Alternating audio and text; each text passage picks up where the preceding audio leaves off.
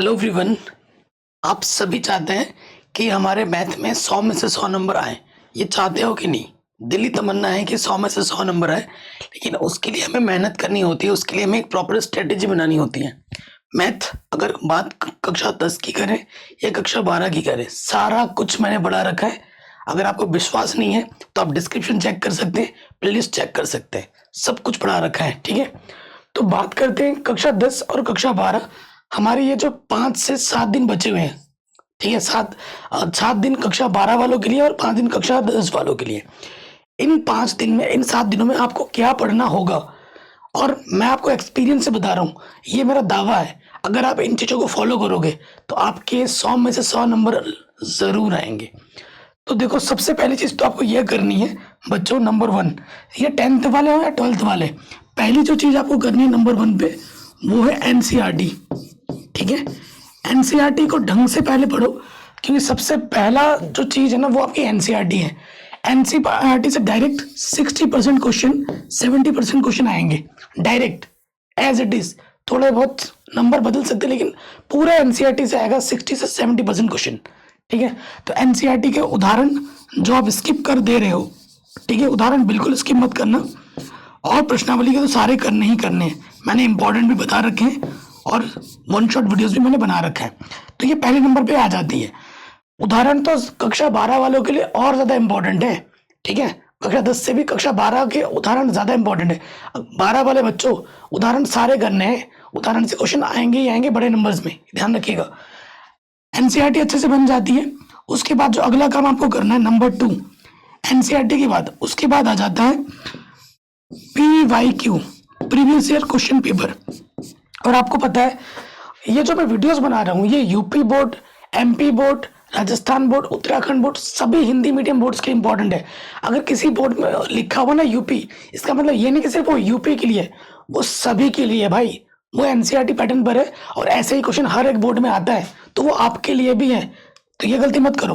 देखो, UP boards के आपको पता है हर पेपर के 5-5 सेट बनते हैं, तो कम से कम 3 साल के पेपर करने ही करने। 2023, 2022 और 2020 कर लो। 21 में बोर्ड एग्जाम नहीं हुआ था ना, तो 19 भी कर सकते हो तो करो। और ये जो मैं बोल रहा हूँ, ये मैंने करा रखे हैं। अगर इन सेट्स को बना लेते हो, अगर आप सोचो कि भैया मैं तो पेपर नहीं करूंगा, मैं आपको रिकमेंड करूंगा 2023, 2022 और 2021।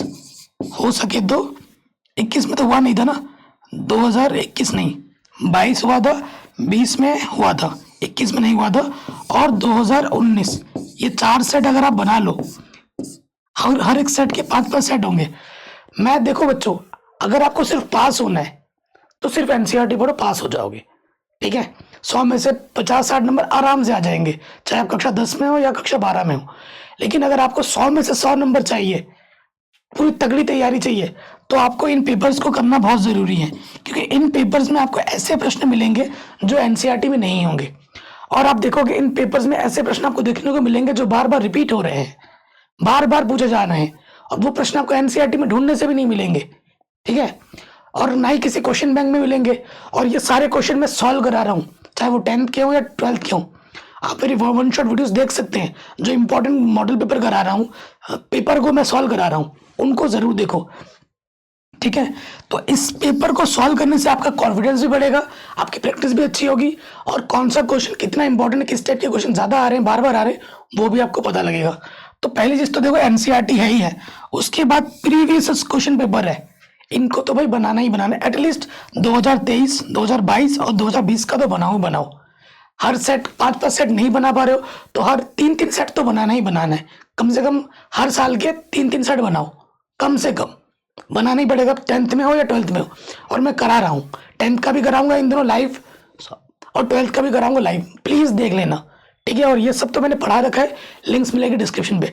अगर ये चीज कर लेते हो, उसके बाद देखो बच्चों, जो आपका सैंपल पेपर है ऑफिशियल वाला, ठीक है, ऑफिशियल दोनों बच्चों, दोनों के लिए बोल रहा हूँ मैं, ऑफिशियल जो सैंपल पेपर है, मॉडल पेपर बोलते हैं ना, वो जरूर बना लेना। ठीक है, वो मैंने ऑलरेडी पढ़ा रखा है। इससे आपको क्या आइडिया मिलेगा, इससे मतलब आपको बोल दिया गया है, ऑफिशियल बोर्ड बोल रहे हैं, यूपी बोर्ड ने आपको बोल दिया है कि भैया 10th का पेपर मैं इस पैटर्न से पूछूंगा, इस लेवल के क्वेश्चन रखूंगा। तो जिस लेवल के क्वेश्चन है वो क्वेश्चन उसी टाइप का आएगा ही आएगा। मतलब सिर्फ नंबर चेंज हो सकते हैं लेकिन उस टाइप का क्वेश्चन जरूर आएगा। तो चाहे वो 10th का सैंपल पेपर हो या 12th का सैंपल पेपर, पूरा सॉल्व करना आपको आना चाहिए। उस सैंपल पेपर से भी हो सकता है कि पूरा तो नहीं आएगा लेकिन 20 से 25% क्वेश्चन आपके बोर्ड एग्जाम में आ जाए एज इट इज, ठीक है। लेकिन उसी प्रकार के प्रश्न आएंगे, 80 से 70 से 80% उसी टाइप के क्वेश्चन उस पेपर में आपको मिल जाएंगे जो बोर्ड एग्जाम दोगे। तो ये जो मॉडल पेपर है 10th का और 12th का, उसको जरूर बना लेना। और बचे हुए दिनों में एक चीज ये करनी है आपको, देखो आपका दो चीज होगा, ठीक है। एक तो आपका स्ट्रॉन्ग पॉइंट होगा, ठीक है, और एक आपका वीक पॉइंट होगा, ठीक है, और एक आपका मीडियम पॉइंट होगा, ठीक है। आपका क्या होगा, एक मीडियम पॉइंट होगा। सो देखो स्ट्रॉन्ग को तो हमें और स्ट्रॉन्ग बनाना है, और स्ट्रॉन्ग बनाओ कि भाई इस जो मुझे आता है वहां से कुछ भी अगर आए बोर्ड एग्जाम में वो छूटना नहीं चाहिए। और जो चीज आपको पता है कि थोड़ा मुझे टफ लगता है लेकिन है बड़ा इंपॉर्टेंट और एग्जाम में आता ही आता है हर साल, तो स्टार्टिंग के 2 दिनों में बस उन्हीं को पढ़ो। लास्ट ये मत सोचो भाई एग्जाम के आखिरी वाले दिन पढ़ लूंगा, नहीं। आखिरी वाले दिन स्ट्रॉन्ग जो आपको ऑलरेडी आसान आसान लगता है वो आखिर में पढ़ लेना। लेकिन जो आपको पता है कि ये भाई थोड़ा मुझे टफ लग रहा है, हालांकि पढ़ने वाले बच्चों के लिए कुछ भी टफ नहीं है, अगर आपने मेरे से पढ़ाई की है ना सब आसान है। लेकिन अगर आपको लग रहा है कि ये भाई थोड़ा टफ मुझे लगता है और ये क्वेश्चन बार बार एग्जाम में आता है इस टाइप के, तो उनको आज से ही करना शुरू करो, आज से ही स्टार्ट कर दो उनको करना। उनको 2 दिन तक पूरा पूरा टाइम उन्हीं उन्हीं चीज को देना है। उन 2 दिनों में उन्हीं चीज को करते रहना, बार बार रिवाइज करते रहना है। और जो स्ट्रांग पॉइंट है उसको और स्ट्रांग बनाते जाओ। रिवीजन रिवीजन रिवीजन, ठीक है, आर आर आर करते रहो करते रहो। जितना ज्यादा रिवाइज करोगे उतना आपका फायदा है, ठीक है। सब कुछ पढ़ा रखा है क्योंकि एग्जाम में क्वेश्चन आपको सॉल्व करना है, मुझे नहीं सॉल्व करना है। और ये गलती मत करना, कोई टीचर आपको पढ़ा रहा है, चाहे भले ही मैं ही पढ़ा रहा हूँ दिन भर लाइव, किसी भी टीचर के सेशन में जाके लाइव दिन भर बैठे मत रहना, ठीक है। वो कुछ टीचर ऐसे हैं जो बस व्यूज छापने के चक्कर में बैठे हैं, कुछ भी बच्चों का भला नहीं सोचते हैं। बड़े बड़े टीचर हैं जिनके बड़े बड़े व्यूज आते हैं, देखो रिकॉर्डेड सब है। अगर आपको कोई डाउट रहता है आप बैठो, लाइव सेशन में बैठ रहे हो, मुश्किल से 1 से 1.5 घंटा आप लाइव अटेंड करो, कोई दिक्कत नहीं है। लेकिन उसके बाद सेल्फ क्वेश्चन को सॉल्व करो, सेल्फ। अगर आप खुद से सॉल्व नहीं बना रहे हो, जब बोर्ड एग्जाम देने बैठोगे तब कोई लाइव सेशन नहीं चलेगा, जब तुम देख देख के लिखोगे पढ़ोगे। लाइव सेशन ज्यादा अटेंड नहीं करना है। आपको डाउट होता है, रिकॉर्डेड वीडियो उठाओ, देखो, डाउट सॉल्व करो, चले जाओ। क्योंकि क्वेश्चन खुद बनाना है यहाँ, इस टाइम पे ज्यादा खुद बनाना है। और लाइव सेशन पे आओ, टाइम लो, एक फिक्स टाइम है, इतना देखो। और ज्यादा कोई भी टीचर प्लीज ज्यादा बच्चों को अपने लाइव क्लास में मत बैठो, लंबी लंबी जो मैराथन क्लासेस चला रहे हो मत चलाओ। अगर आप 1 से 1.5 घंटे पढ़ा रहे हो सफिशिएंट है, बच्चे का बेनिफिट है, आपका भी बेनिफिट है। लेकिन बच्चे को आप अपनी क्लास में बिठा के रख दे रहे हो पूरे दिन भर, तो वो आपकी उम्मीद पे ही बैठा रहेगा, वो खुद से कब सॉल्व करेगा क्वेश्चंस। हाँ, वो आप यहाँ से आप करवा रहे हो, वो देख रहा है, वो समझ रहा है, लेकिन जब तक बच्चा खुद क्वेश्चन सॉल्व नहीं करेगा कॉपी में, तब उसका कोई भी फायदा नहीं है, कोई भी फायदा नहीं बेटा।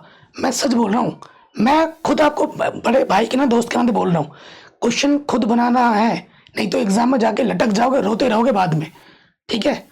इसीलिए मैं ज्यादा लाइव सेशन नहीं लेता हूँ, अगर लेता भी हूँ तो 1 से 1.5 घंटे की बस, कभी लंबे लंबे मैराथन नहीं लेता हूँ। आप लोग डिमांड करते रहते हो सर मैराथन लेके आओ, मैराथन लेके आओ, तो एक वीडियो मैंने बनाई है और वो भी मैंने 1 शॉट बनाई 6.5 घंटे की, प्लीज देख लेना। और मेरा दावा है क्लास 10th के बच्चों पेपर उन्हीं में से ही आएगा। बस एक वीडियो लाइव मैराथन बना रखा है, उसको देख, वो भी मैंने रिकॉर्डेड बनाया, लाइव नहीं है, रिकॉर्डेड है।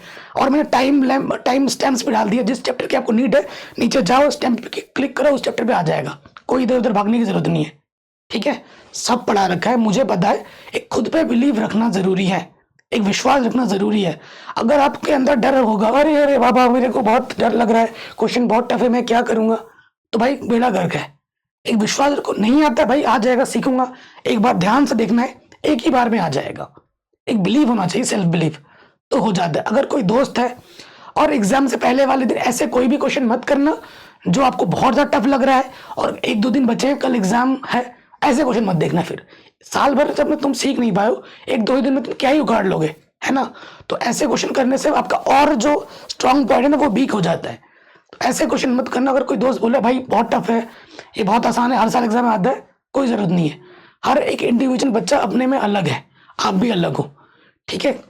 मैं आपसे यही कहूंगा कि आपको और एक चीज ये करनी है कि चाहे आप 10th के विद्यार्थी हो 12th के विद्यार्थी हो, हर चैप्टर में एक दो टॉपिक ऐसे होंगे जो आते ही आते हैं। उन टॉपिक्स को क्वेश्चन बनाओ, टॉपिक लो, आपको पता है कि ये टॉपिक है, हर साल एग्जाम में आता ही आता है, उस टॉपिक को टिक करो कि भाई मेरे को ये टॉपिक आता है और उसके क्वेश्चन मैं बना लूंगा। हर चैप्टर में टॉपिक है, चाहे वो 10th के विद्यार्थी हो 12th के विद्यार्थी हो, हर चैप्टर में 1 से 2 टॉपिक ऐसे हैं जो उन पे क्वेश्चन आता ही आता है, चाहे वो ऑब्जेक्टिव में है, सब्जेक्टिव में है, कहीं पे भी आएगा जरूर, तो उनको जरूर बना के जाओ। ठीक है, थोड़ा स्मार्ट स्टडी भी करना है। ठीक है, और वो जो टॉपिक वाइज है वो भी मैंने कई महीनों पहले वो वीडियो बना रखी है, और अगर आप मेरे chapter wise one shot videos देखोगे तो सारे क्वेश्चन आपको मिल ही जाएंगे। प्लीज़ इस वीडियो को हर जगह शेयर करें, अपना ख्याल रखें, ये भी ज़रूरी है।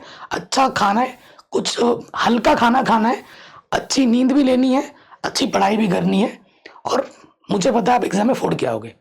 जय हिंद। वीडियो को हर जगह शेयर कर देना, और आप कमेंट करके बताओ आपको कितने % लाने का टारगेट है और आप किस जगह से हो। ठीक है, और आपका एम क्या है, कितने नंबर लाने का है, और आपको किस टाइप की वीडियो चाहिए, जो बोलोगे वो मिलेगा।